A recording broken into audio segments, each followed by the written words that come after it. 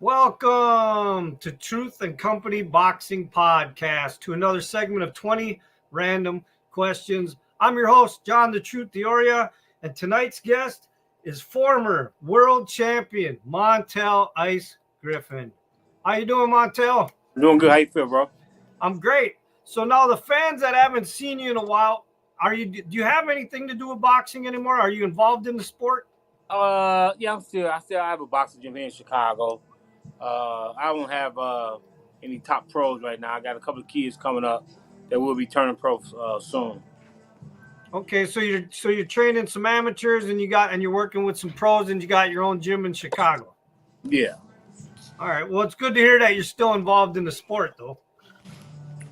Yeah, I mean, it's a crazy game, but yeah, I'm doing it. Okay, so you ready for these random 20 questions? Yeah. All right. Question 1: how did you get involved in the sport of boxing? My father, Clarence Griffin, took my brother Tim at the time to learn self-defense. He got real cool with Johnny Coulon, who was a bantamweight champion from Canada. They became friends. He was his understudy, and he ended up taking over the gym. It was Johnny Coulon's boxing club, and my father renamed it to Windy City Boxing Club. So then once he took over the gym, you just decided to kind of start boxing?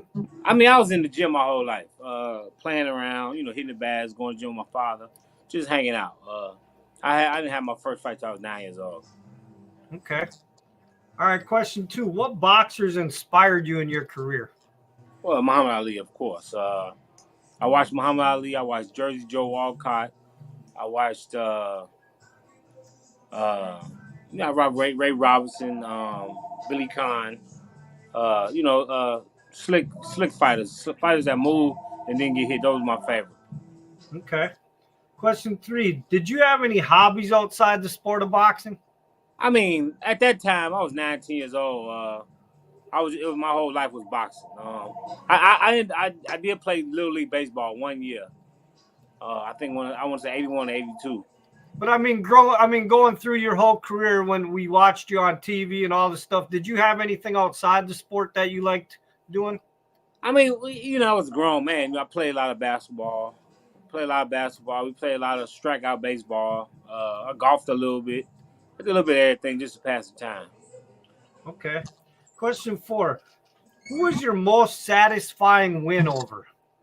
I had to say, it had to be the second James Toney fight because they felt, what I'm saying, a lot of people thought it was a fluke. I came back and beat him easier the next time, so I just showed him. Okay. All right. Question 5: what's your favorite boxing movie? I mean, I guess you could say, Robert De Niro. What was that? Raging Bull. That was pretty kind of accurate. I like when he was talking about making weight and having sex with his wife and stuff like that. So it was a little accurate. I mean, Rocky and all those type of movies are entertaining, but it wasn't. I never took it serious. Okay. Question 6: what's the first thing you did after winning the world title? I mean, as far as like what you mean? Well, like, how did you celebrate winning it? Well, I had like 20, 30 friends in Atlantic City after the fight.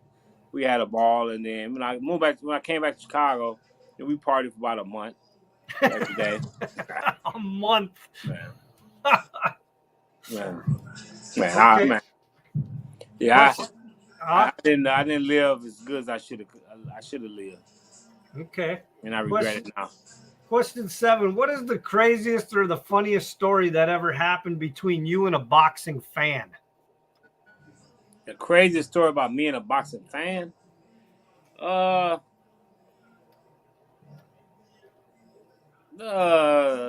Washington walked up to me and spoke to me, and it blew my mind. I did never expected that. I was in Atlantic City. Lennox Lewis had just fought Shannon Briggs. We were at the party, and I saw the actor Leon from the Five Heartbeats, and I went to go say hi to him. And I came back. My wife at the time said, "Why didn't you say nothing to Denzel?" I said, "Where's he at?" He said, "He's sitting right next to him." When I tried to go back, security cut me off. I said, "Man, I know him." He was like, "Yeah, whatever, sure."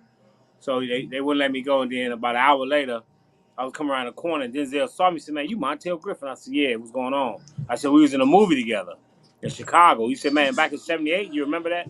And I said, "Yeah, it was pretty cool." All right. So now tell me about that for fans that don't know. You were in a movie with him? I was in a movie called The American Dream. It was with Tom Berenger and Denzel Washington. It was a TV movie before. Tom Berenger's a little bit famous than Denzel, but a little bit more famous. But it was a great example. I mean, a great experience. I think Robert Conrad, the Duke, he filmed the Duke at my father's gym, and there was another movie called Flesh and Blood that Sean Penn was in. So it was like 3-4 movies at my father's gym. So it was a good experience. Okay.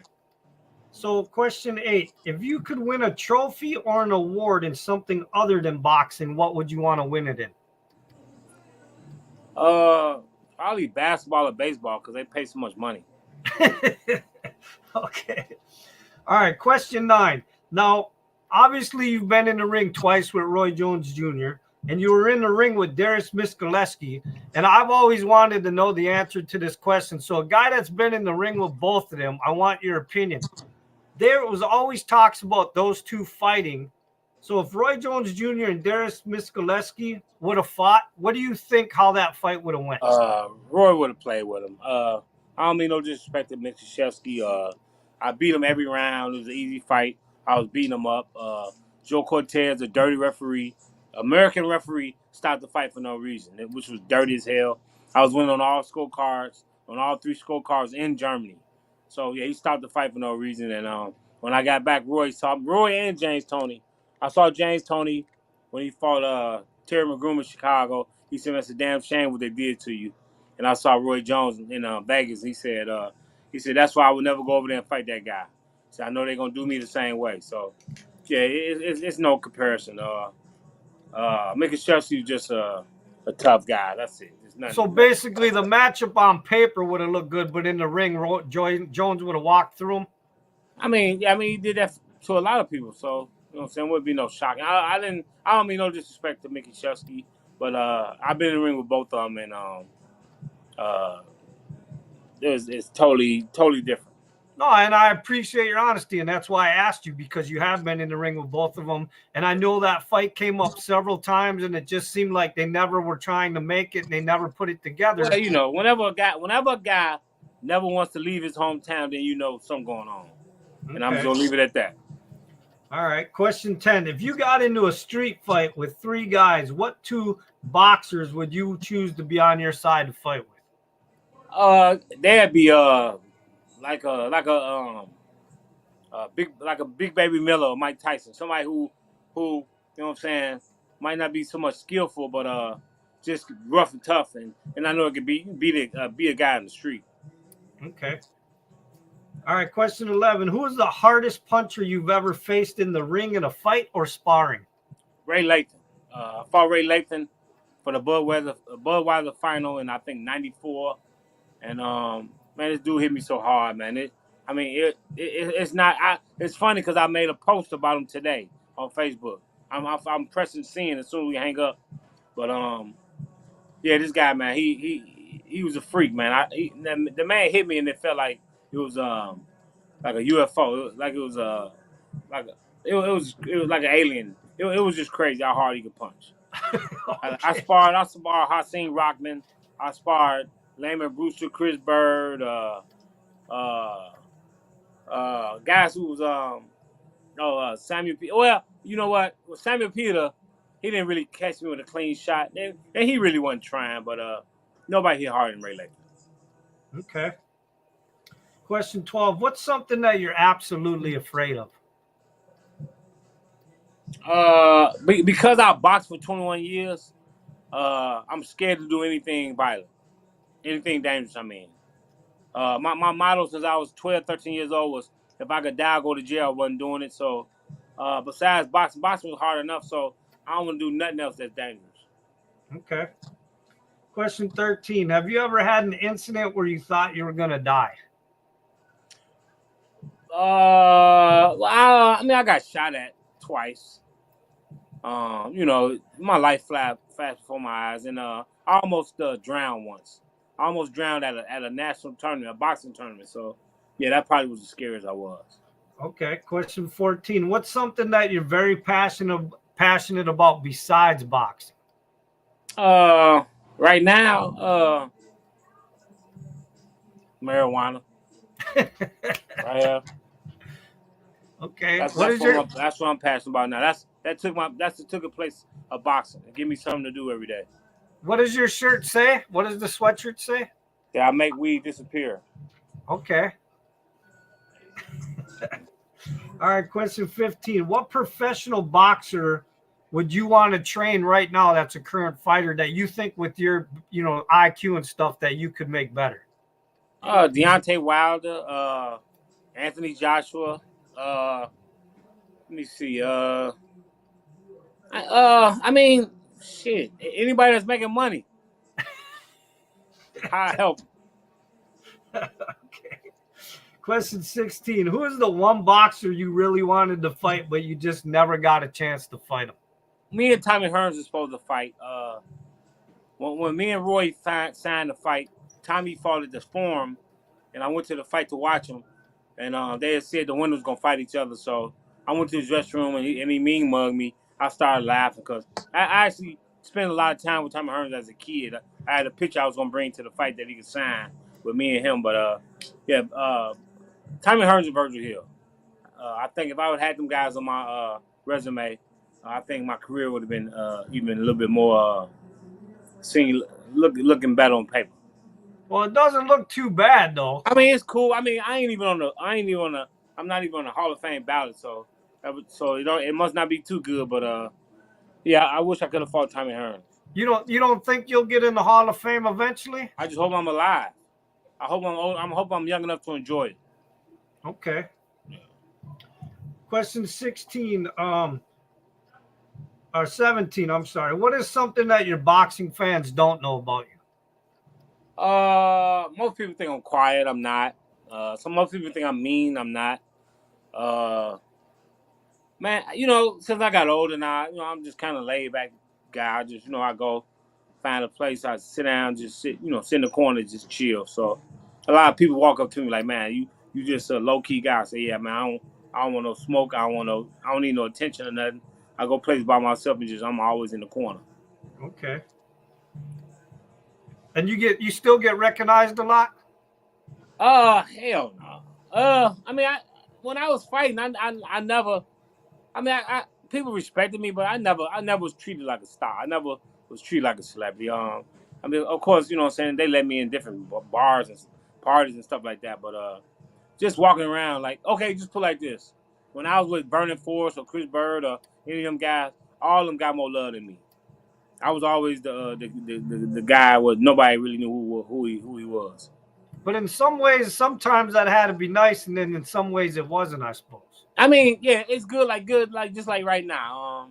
Like I was thinking about, you know what I'm saying, like trying to really get into comedy and stuff like that. But I thought to myself, I was like, man, I don't even want to lose my privacy no more. You know what I'm saying? Like I said, I'm 53 years old. I go places, I sit back and just chill and relax, and I'm kind of cool with that life now. Okay. Question 18. Are you a cat or a dog person? Oh, dog. We had a cat. We had cats growing up, but dog, more dog. Okay. Question 19. If you could bring back someone that is deceased for 1 week, who would you bring back to life? I mean, for 1 week. I mean, that ain't fun. I mean, if I could bring back anybody deceased, it'd be my father. But 1 week wouldn't be enough. I mean, you know what?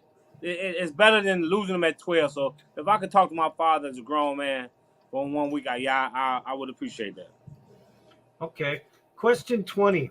Now I know you've had an exciting life. You fought a lot of top guys. I mean, so I guess like you said, you're in your 50s now. What's question 20? What is something that's still left on your bucket list that's undone? I got to get to Australia. I got to get to Paris, France. No, I've been to Paris, France. I got to get to Italy. Italy, Australia, and Hawaii. Them are the only three places that I haven't been that I would love to see. I've been Okay. everywhere else. All right. Well, listen, I appreciate you taking time to do the 20 random questions. Hope they weren't too bad. If you got anything to say to your fans or anybody out there, go ahead. Man, you know what I'm saying? Look, man, I'm a guy. I wasn't the greatest fighter ever. I didn't have the best life ever, but I lost my father at 12 and a half. I quit boxing. I sat down for 8 years. I came back and I did some marvelous things that I don't think that a lot of people didn't do who was boxing. I quit. I missed boxing for 8 years. I didn't go to the gym. I didn't train. I didn't watch it because I was embarrassed. And 30 amateur fights, I made the Olympic team. I turned pro, beat James Tony with 14 pro fights, and I know that's never been done before in history. So I just want to tell people, man, I got a book out called The Ice Life. The link is theicelifebook.com, and it just tells a story about a kid who made a second chance for himself.